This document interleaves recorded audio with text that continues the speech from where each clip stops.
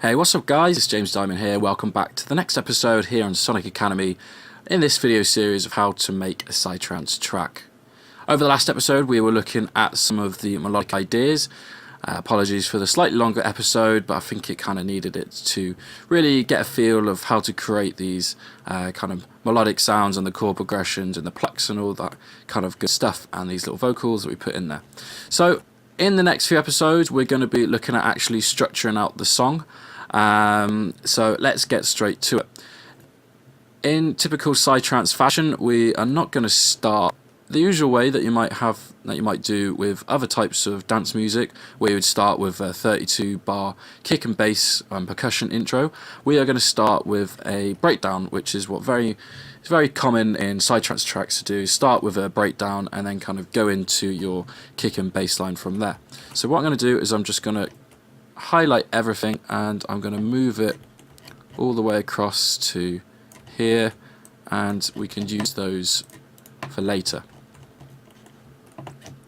So I want to start with, like I said, a breakdown, and I'm going to incorporate all of these kind of melodic sounds that we used in the last episode. So I think a good place to start would be to put in the effects kick, and let's start with the pads.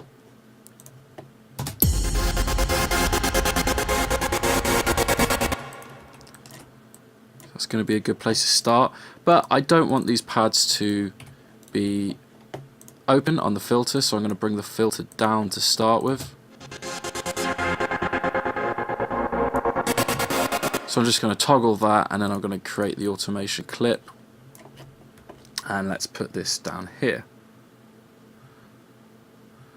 And let's bring this across for a few bars, and we want to maybe filter it up and down as the track goes along.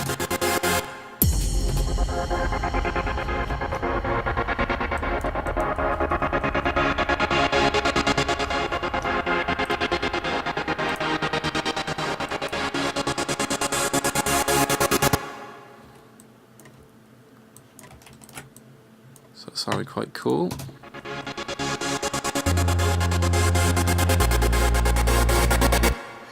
So I think we can start adding in some sound effects. So maybe let's do what we had over here and let's copy and paste all of this.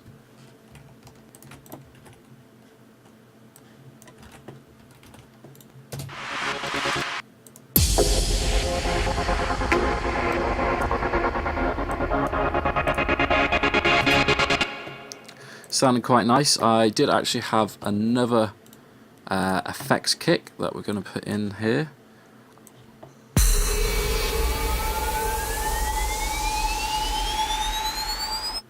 As it's got a really kind of cool tail to it.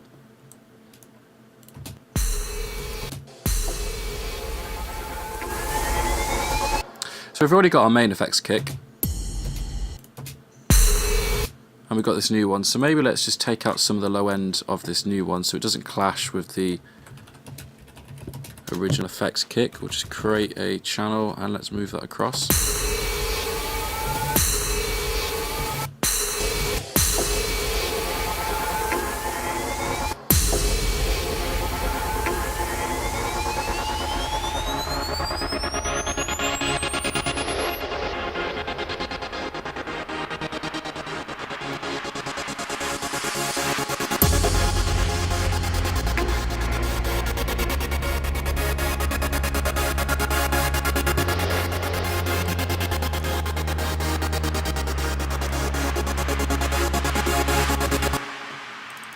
So starting to get there. Maybe let's just add in these sound effects that we created.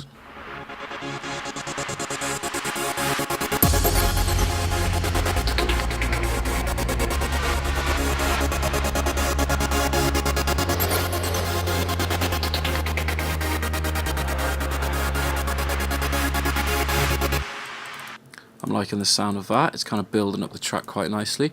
Let's try getting in the vocals here, see how that sounds.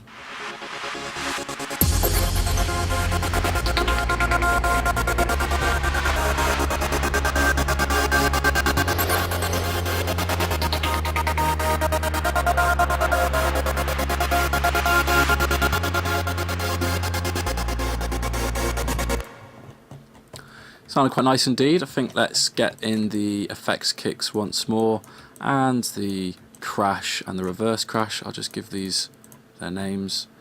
And I think this might be a good time to start bringing in the kick and bass. So before we go any further, I'm just going to name all of my patterns, as it will start to get a little bit complicated and confusing as we go through the track,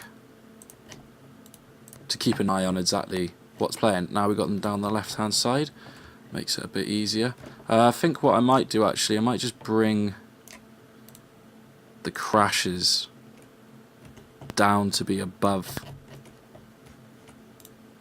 the kick and the bass line, as they're going to be playing quite a lot at the key moments of the track. That looks quite good. Okay, so let's start to bring in the kick and bass, but I'm not going to bring in the kick and bass as full as it can be. We're going to filter it in instead.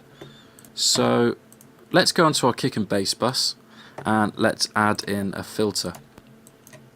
It's going to be a high pass filter, so let's turn it to high pass, bring the resonance down, and let's create an automation clip here. And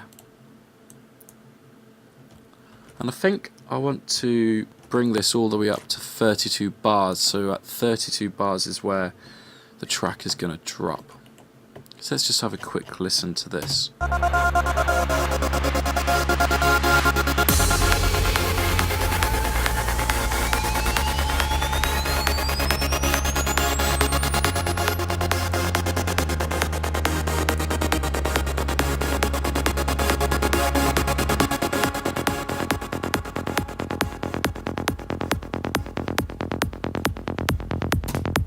So sounding quite cool. So if you get the kind of idea of what I was going for there, is that the kick and the bass start filtering down, then probably at this section here we're going to start to build it up and then drop it there. So maybe let's just add some of these bass hits as well to come in at the same time. So let's maybe not add them there, let's maybe add them here.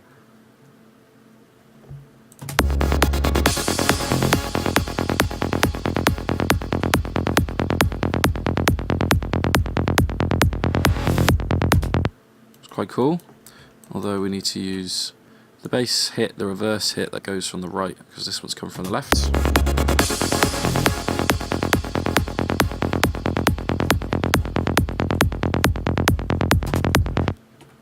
Pretty cool. Now let's maybe get in our vocal hits, try them from here.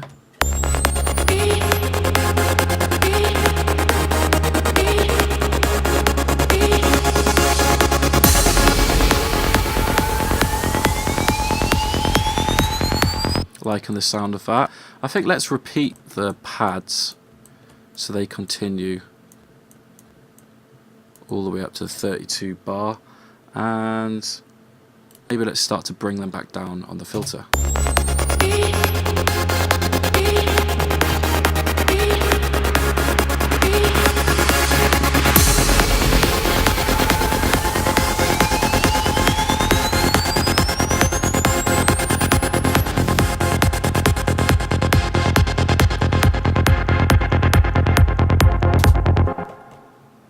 Sounded quite cool, starting to get there. Now obviously we need to add in some risers to really help rise it up.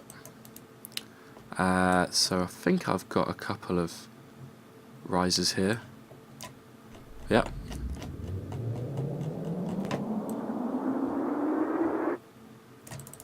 So let's go ahead and add this to a channel. Let's call it riser. We're going to cut out some of the low end as we don't need it, and maybe a tad of the high. And let's add in our sidechain.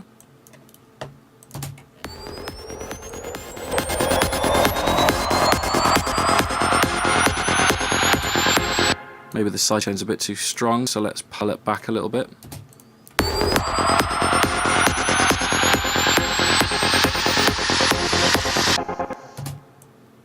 Sounds quite cool. I think at the very end here we're going to have a 1 beat kind of stop.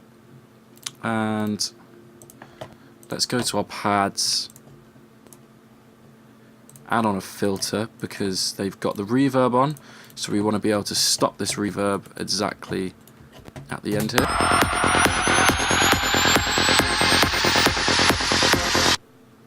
And then that's where the kick and the bass line will drop fully. So let's chuck in the kick and the bass line. And let's try adding in the bass hits here. But I'm just going to make this unique. So I've just made this into a new channel, new pattern. And let's try having the bass hit so it lands on the beat with the kick and the bass.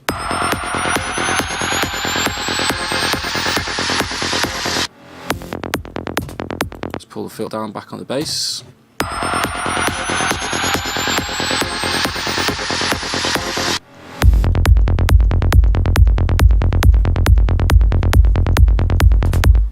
So that's starting to get there, sounding quite nice. Let's maybe pull the bass, kicking the bass back up.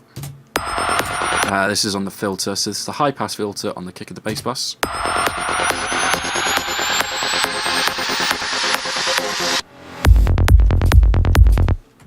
So that's starting to get there, sounding quite cool, but I think it could do with some extra kind of riser effects. So I found a really cool riser effect within Anna. Let's just open this up, and here it is. So it's within the factory bank, it's on effects, and it's called Doom Zip.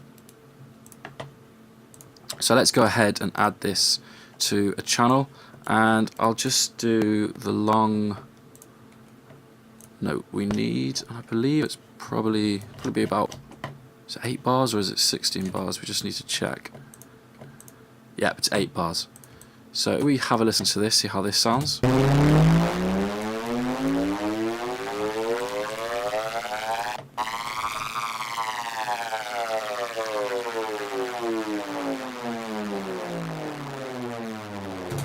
So it's a really crazy sound, and rather than actually finding a kind of rather than finding an actual sample, we're going to be using this sound from Anna instead. It sounds pretty cool at the moment, but I want to make this sound even nicer. So what I'm going to do is I'm going to play around with some of the parameters on the LFOs to kind of get that real movement going on. So pretty much what I'm going to do, I'm going to have a look at the rate here, and I'm going to play the note, and then I'll move around the rate toggle so you can hear what it does.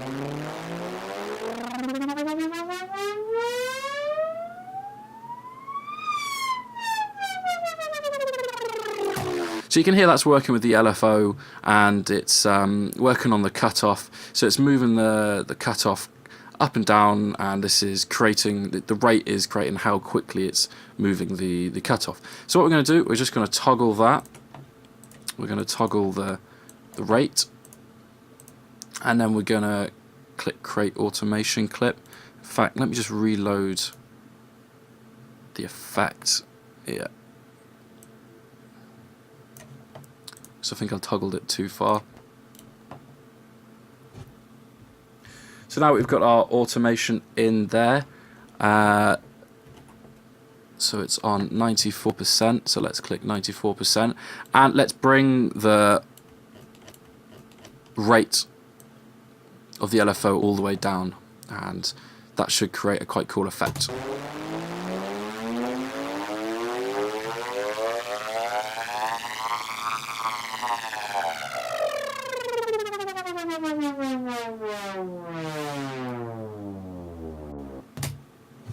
That's very cool indeed. So you may have heard that that kind of sound quite a lot on maybe some, like, you know, a lot of psytrance tracks, and especially in kind of EDM commercial type tracks. It's playing around with the LFOs to really kind of give it some extra movement, which is very cool indeed.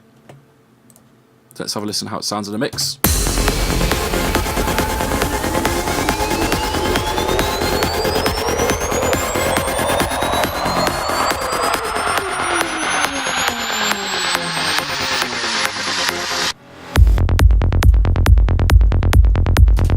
Liking the sound of that. It's a bit quiet at the start though, but then the volume does kind of level out towards the end. So what I'm going to do is I'm just going to add on a Fruity Balance, which is just a volume controller, and I've just boosted the volume on the mixer channel, so it's going to be louder at the start, but it's probably going to get a bit loud towards the end. So let's just dip the volume there.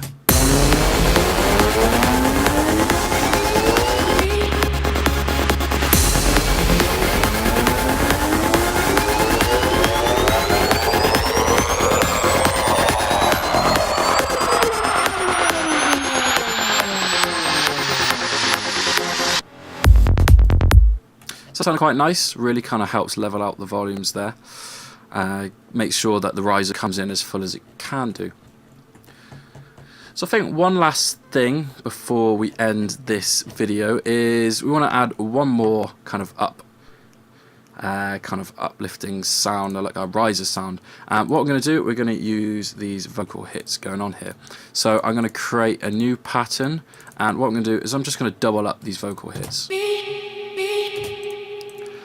And then we're going to do kind of that classic kind of psytrance rising vocal sound, the kind of way that we pitch up the vocals. So I'm going to go into my insert settings here, and we're going to click onto the pitch. It probably starts at volume. We're going to click onto the pitch. We're going to change the envelope settings to make it, to pull down the release and the sustain, and this will help create a bit more of a smoother pitch.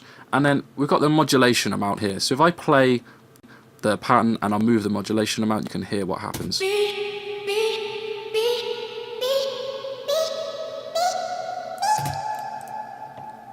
So obviously that's controlling the pitch of the vocal hit here. So I'm just going to right click, I'm going to create an automation clip, and then I'm going to start it here. We need to go to 50% as that's the default setting. And then I know from using FL that 75% is 1 octave above. I believe that is correct. So we're going to rise this up 1 octave. So let's have a listen in just 1 second. We want to make sure that everything stops just before the kick-in, just like we did with the pads there. And because the vocals have got some reverb on, we're just going to use a cut-off and just stop the vocals at the very last second here.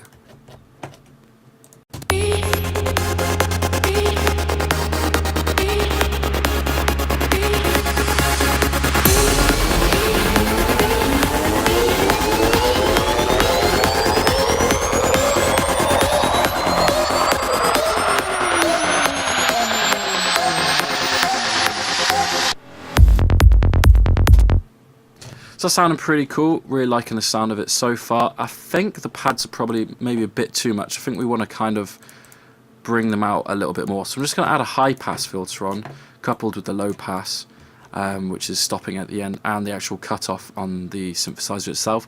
And I'm just going to do a high pass. So we're cutting out all of the low end, and you're just going to be left with parts of the high.